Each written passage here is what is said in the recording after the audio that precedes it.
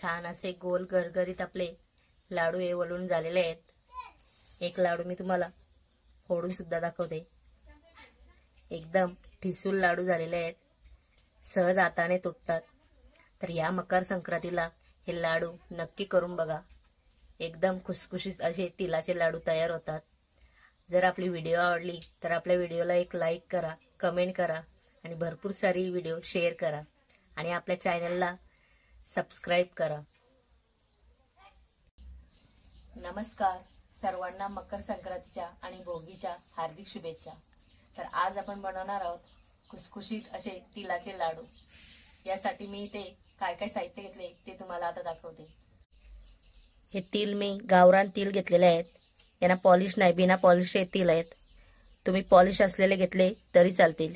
एक मोठा बाउल मी हे गावरान तिल घेतलेले आहेत। त्याचबरोबर इथे गूळ घेतलेला आहे।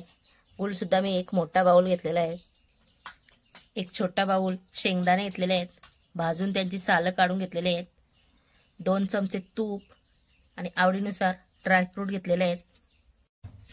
आता आपण तीळ भाजून घेऊ। कढई गरम झालेली आहे, त्याच्यामध्ये मी तीळ घालून घेते।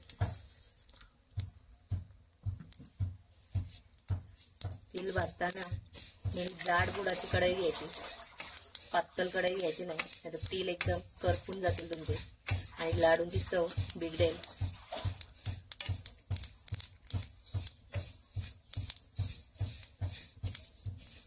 तीळ आपण 4 ते 5 मिनिटे चांगले खरपूस भाजून घेऊ।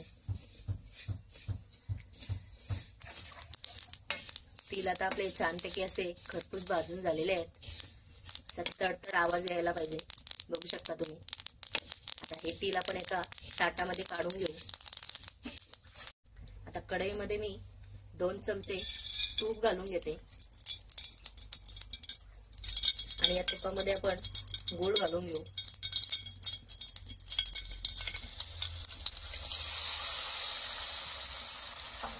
आणि गूळ आपल्याला चवीत लावून घ्यायचा आहे। आणि तूप घातल्यामुळे लाडूंना चांगली चकाकी येते, त्याच्यामुळे तूप घातलेला आहे मी। आता पाक चांगला आपला विरघळलेला आहे। तिला मी थोडा वाटीमध्ये पाणी घेतलेलं आहे आणि याचे 2 ते 3 थेंब टाकून बघते। अजून आपला पाक तयार झालेला नाही, बघू शकता तुम्ही। थोडा अजून 10 ते 15 मिनिटे आपण चांगला पाक शिजवून घेऊ। आता आपला पाक तयार झालेला आहे। आता एका वाटीमध्ये मी पाणी घेतलेलं आहे। यात आपण गुळाच्या पाकाचे 2 ते 3 थेंब घालून बघू। आता तुम्ही बघू शकता हा गोळा तयार झालेला आहे पाकाचा। आता आपण याच्यामध्ये तीळ आणि शेंगदाणे घालून घेऊ। पाक तयार झालेला आहे आपला। आता या पाकामध्ये मी तीळ ओतून घेते।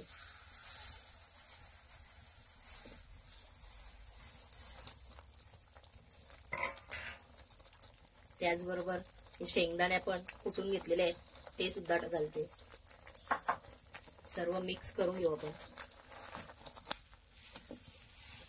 सर्व मिश्रण आपण एकजीव करून घेतलेलं आहे। गूळ, शेंगदाणे आणि तीळ। 5 मिनिटं अजून आपण परतवून घेऊया आणि त्याच्यानंतर लाडू वळायला घेऊ आपण। या मिश्रणामध्ये आपण ड्रायफ्रूट घालून घेऊ।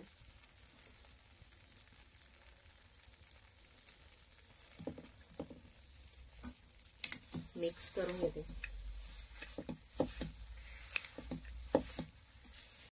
आता आपण लाडू वळून घेऊ। त्यासाठी इथे मी हाताला पाणी लावलेलं आहे आणि थोडं थोडं मिश्रण घेऊन हे लाडू चांगले वळून घेऊ आपण। पाणी लावल्यामुळे हाताला चटका नाही बसत।